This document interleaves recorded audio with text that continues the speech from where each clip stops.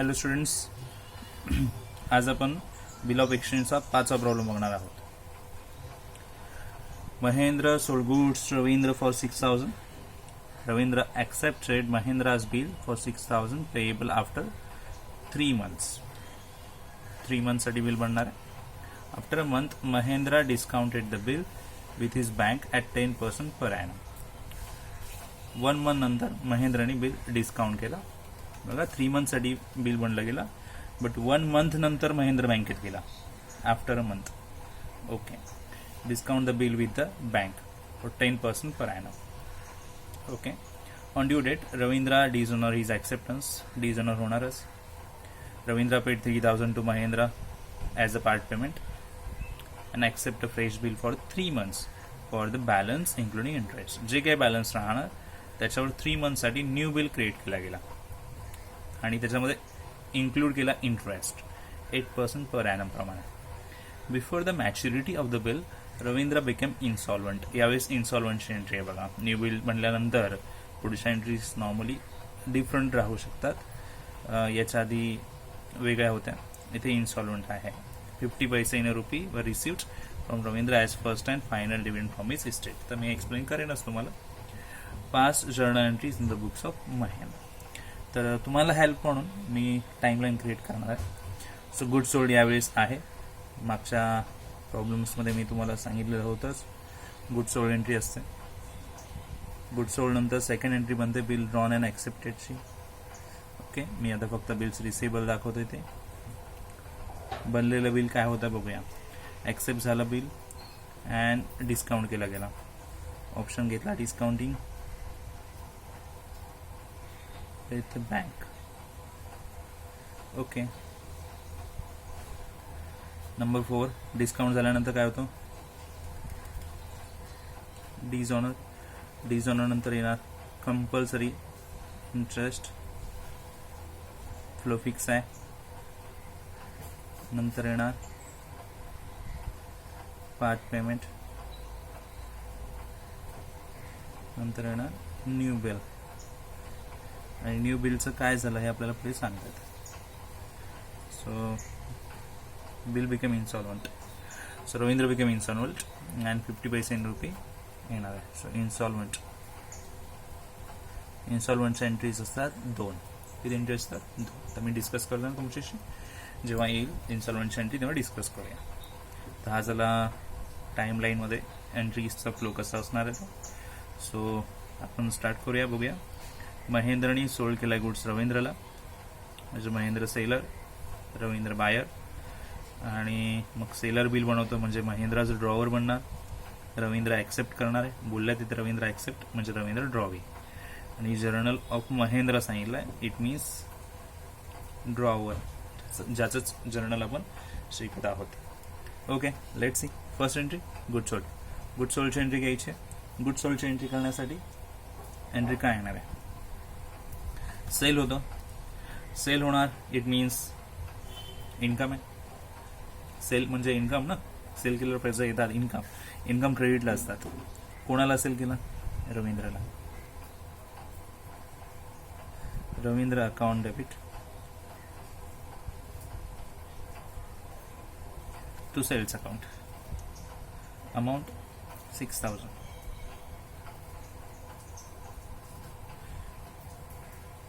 being good sold on credit. ते बोलले नाहीत क्रेडिट. बिल बनतो कारण क्रेडिट सेल आहे म्हणूनच बिल बनणार आहे. कॅश सेल झाला तर बिल बनणार नाही.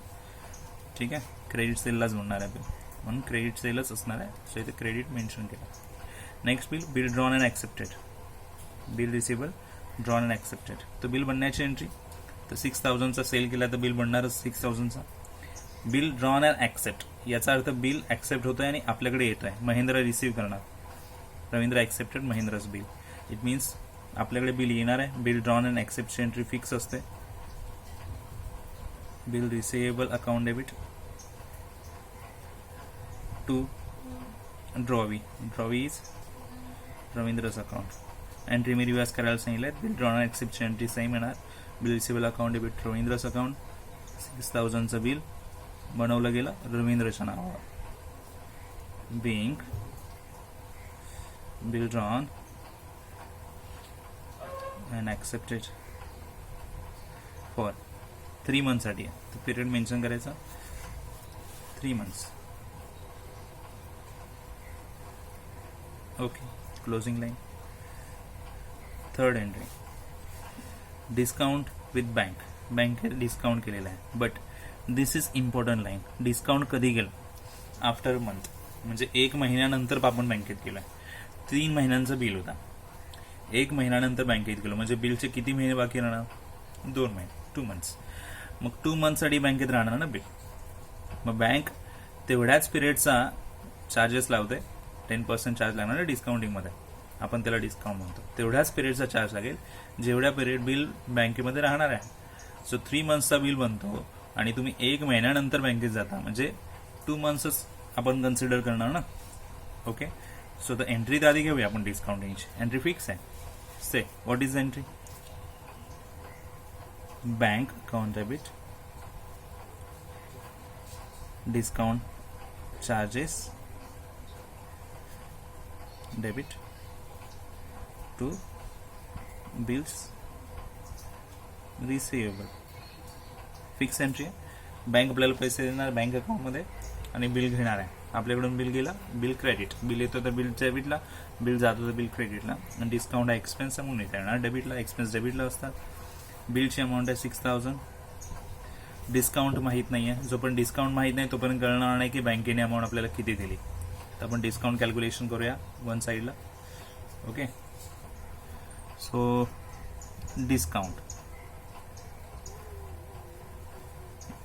General form amount into percentage into period. Amount 6,000 of bill, percentage 10%, period. Bill 3 months चा होता, बट 1 महिन्यानंतर बँकेत गेलो, म्हणजे बॅलन्स किती राहिले? Month 2 month. सो 2.5 यांचं कॅल्क्युलेशन करायचं आहे.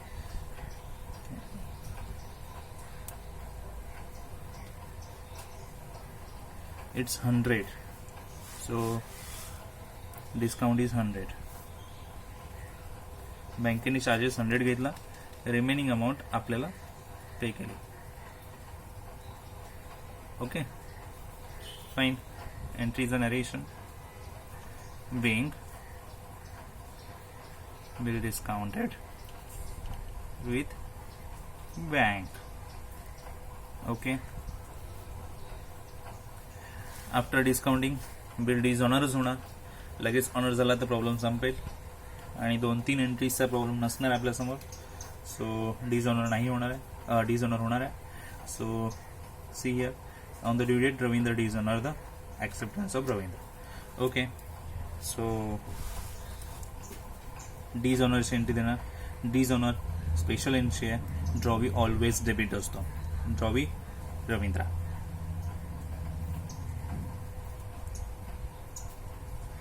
Ravindra account debit to. Bill कुठे आहे? आपण डिसऑनरची एंट्री येतोय. Ravindra account, drawee account always debit to. Bill आहे बँकेमध्ये म्हणून आपण घेणार bank account. Drawee always debit for dishonour because he is the responsible person. Amount of bill 6,000. So Ravi is completely responsible for dishonor the bill. So therefore he is debit. तो debit होणार आहे. Ravindra account debit to bank account. आणि आता narration लिहूया. Being कोणतं bill dishonour झालं? Discounted bill dishonour. Okay, dishonour झाला. पुढे नेक्स्ट काय? इंटरेस्ट. वाचूया आपण. रवींद्रने ॲक्सेप्ट केलं की 3,000 तो देणार आहे पार्ट पेमेंट आणि accept a fresh bill for 3 months. 3 monthचं नवीन बिल ॲक्सेप्ट करणार आहे. बॅलन्स अमाऊंटसाठी त्याच्यावर इंटरेस्ट असेल 8%चा. तर interest calculation. See interest calculation. See interest is equal to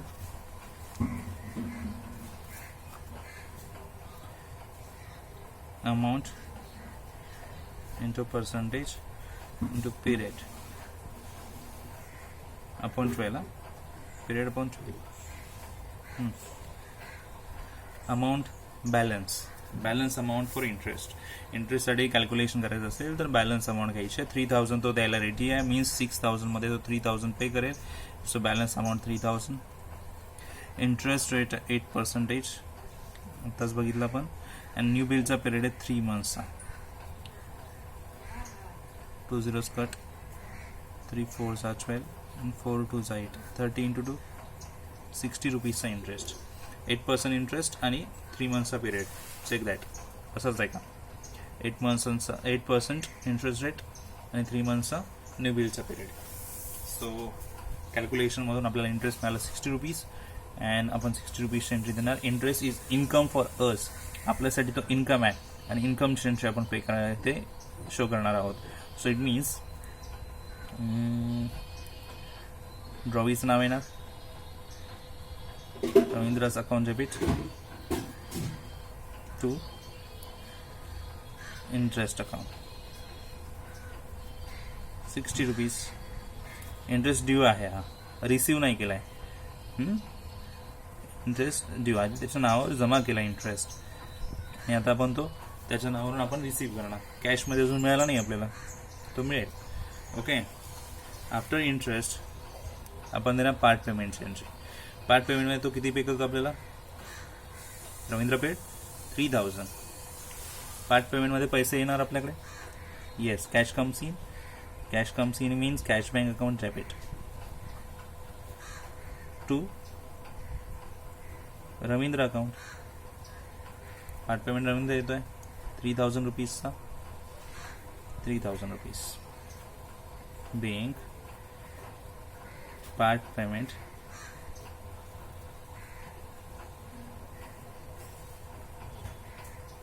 received. Okay. Next, after part payment, let's see which is the entry fix है new bill. Okay, so new bill पहिल्यांदा bill ची entry बनली. bill is able to Ravindra. bill not accept. तीच entry repeat होणार आहे. Bill receivable to Ravindra. फक्त amount change होईल. Bills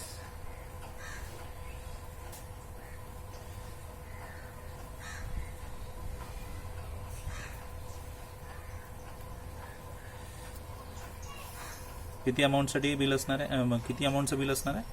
balance amount plus interest. They said balance amount plus interest. Accept fresh bill for balance amount plus interest. So balance amount 6000 मधून 3000 मिळाले. बॅलन्स किती राहिले? 3000 and 60 interest. So 3060 new bill बनवलं गेलं. नॅरेशनमध्ये मेन्शन करणार being new bill accepted for balance plus interest. So let's see. New बिलची एंट्री दिली. सो इथपर्यंत झाला complete. Before the maturity of the new bill Ravindra become insolvent. तो इन्सॉल्वंट झाला. आता insolvent means what? Bankrupt. It means तो आपल्या बिलचे पैसे देऊ शकत नाहीये. तो आता कॅपेबल राहिला नाहीये की तो पैसे देऊ शकतो. त्याच्याकडे बिलकुल पैसे नाही आहेत. ओके. इट मीन्स आपला तो लॉस होणारच आहे असं समजूया. जे बॅलन्स अमाऊंट आहे 3060 फॉर न्यू बिल, तो बॅलन्स जो आहे तो लॉस होणारच असं समजायला हवा. म्हणून आधी बिल कॅन्सल होतं. इन्स्टॉलमेंटमध्ये 2 एंट्रीज. आधी बिल कॅन्सल अँड देन रिकव्हरीचे. सो कॅन्सलवाली एंट्री आपण आधी पुट करूया. सो बिल कॅन्सलची entry. Bill cancel means dishonour. Bill dishonour drawee always repeat. Ravindra is drawer here. Okay. So Ravindra account debit to normal entry आहे ना. बिल कुठेच नाही आहे. बिल्स रिसिवेबल कुठेच नाही आहे. मीन्स बँकेत तर पाठवलं नाही नवीन बिल. एंडोर्स झाला नाही आहे. कलेक्शनमध्ये पाठवलं नाही. बिल कुठेच पाठवलं नाही आहे. इट मीन्स बिल आपल्याकडेच आहे. सो कुठेच नाही पाठवलं म्हणून बिलचं नाव आहे तसं म्हणायचं. Ravindra account debit to bills receivable account. Normal entry याला म्हणतात डिसऑनरसाठी. सो न्यू बिलची अमाऊंट आहे 3060. याच्या आधीची एंट्री आपण शो केली, तुम्ही पाहू शकता. So being new bill dishonour. Okay, कारण तो इन्सॉल्वंट झाला आणि पैसे देऊ शकत नाहीये म्हणून बिल आपल्याला कॅन्सल करावा लागला. सो नेक्स्ट वन, आपल्याला एक लाईन एक्स्ट्रा दिली आहे. आपण कॅन्सल नंतर रिकव्हरी एंट्री देणारच आहोत, पण ती रिकव्हरी कशी मिळतात हे बघूया. 50 पैसे इन रुपी. 1 रुपयामध्ये 50 पैसे म्हणजे अर्धे पैसे. 1 रुपयाचे अर्धे मिळतात ना. 50 पैसे आणि रुपये याचा डिफरन्स काय आहे? रुपीजचे हाफ 50 असतात, हाफ अमाऊंट. तसंच त्याची जी काय अमाऊंट आहे त्याची half amount receive from Ravindra as first and final dividend. आता असंच दिलं असेल 50 पैसे इन रुपी, 75 पैसे इन रुपी, 25 पैसे इन रुपी, त्याला आपण डायरेक्ट असं समजायचं की हे पर्सेंटेज आहेत. 50 पैसे म्हणजे आपण म्हणूया 50%. 25 पैसे म्हटलं की 25% म्हणूया. 75 पैसे म्हटलं की 75% कंपॅरिझन करूया. 50 पैसे मीन्स 50% कम्पेअर करूया. तर 50% मीन्स हाफ अमाऊंट आपल्याला याची रिकवर करता येईल. सो इन्स्टॉलमेंटमध्ये रिकव्हरीची एंट्री तुम्ही बेसिक एंट्रीजमध्ये बघून घ्या आणि मग मी इथे एंट्री पोस्ट करताय. पैसे येणार, रिकव्हरी होणार मीन्स व्हॉट? पैसे येणार ना आपल्याकडे. Yes, cash bye account debit. सगळे पैसे तर मिळणार नाही आहेत. कसे पैसे हाफ अमाऊंट मिळते त्याच्या प्रायव्हेट इस्टेटमधून ते आपण घेणार आहोत. सो बाकीचा लॉस होणार बिकॉज ऑफ इन्सॉल्वन्सी. जो लॉस होतो इट्स कॉल्ड बॅड डेब्ट्स. त्याला बॅड डेब्ट्स म्हणतात. इन्सॉल्वन्सीमध्ये होणार loss bad debts. To because of whom? Ravindra. So Ravindra total pay करणार होता 3060, बट ओनली तो 50% अमाऊंट पे करतोय.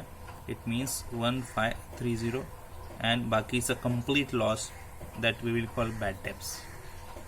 बिंग 50 पैसे. नॅरेशन जे तुमच्या लाईनमध्ये दिले लास्ट तेच घ्यायचं आहे. इन 50 पैसे इन अ रुपी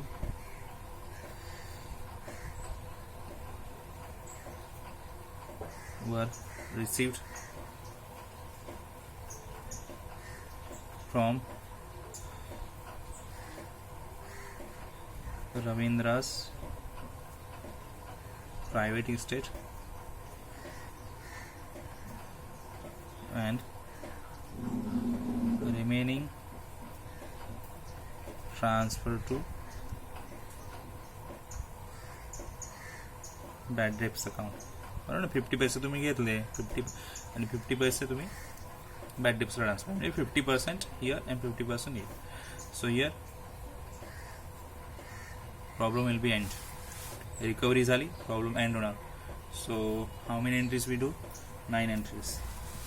9 एंट्रीज झालेल्या आहेत आणि तुम्हाला कळलं की नाही तुम्ही नक्कीच मला सांगा. आणि हां, टाईमलाईन फोकस करायची आहे. गुड सोल्डची एंट्री म्हटलं होतं येणार आहे. सगळ्या एंट्रीज फिक्स असणार आहेत बिलपर्यंत. Good sold, bill receive drawn and accepted. डिस्काउंटिंगचा हा थर्ड ऑप्शन इथे होता, तोच घेतला. कधी कलेक्शन असू शकतो, कधी इंडोर्स असू शकतो, किंवा कधी हे काहीच नसणार आहे. मग थर्ड एंट्री ब्लँक राहू शकतं. सो डिपेंड आहे. सो इथे डिस्काउंट सांगितलं आहे. Then dishonour, interest, part payment, continuously entries in our chart. Dishonour, interest, part payment, new bill. आणि न्यू बिल पुढे कसं काय चेंज होतं त्याच्यानुसार एंट्रीज पुढे अल्टर होत राहतील. ठीक आहे. सो तुम्हाला हा प्रॉब्लेम कळला की नक्कीच सांगा. आपण टेक्स्चुअल प्रॉब्लेम नक्कीच पुढे घेणार आहोत. मी तुमची प्रॅक्टिस आणखीन व्यवस्थित होण्यासाठी हे एक्स्ट्रा प्रॉब्लेम्स घेत आहे. हे प्रॉब्लेम्स एकदा जर्नल एंट्री कोणत्या बेसवर आणि कशा द्यायच्या हे एकदा समजलं की आपल्याला पुढचे प्रॉब्लेम्स सोडवायला डिफिकल्ट जाणार नाही. So it is for you. तुमच्यासाठी एक्स्ट्रा प्रॅक्टिस म्हणून आपण एक्स्ट्रा प्रॉब्लेम्स घेत आहोत. ओके, समजला की नाही मला नक्कीच सांगा.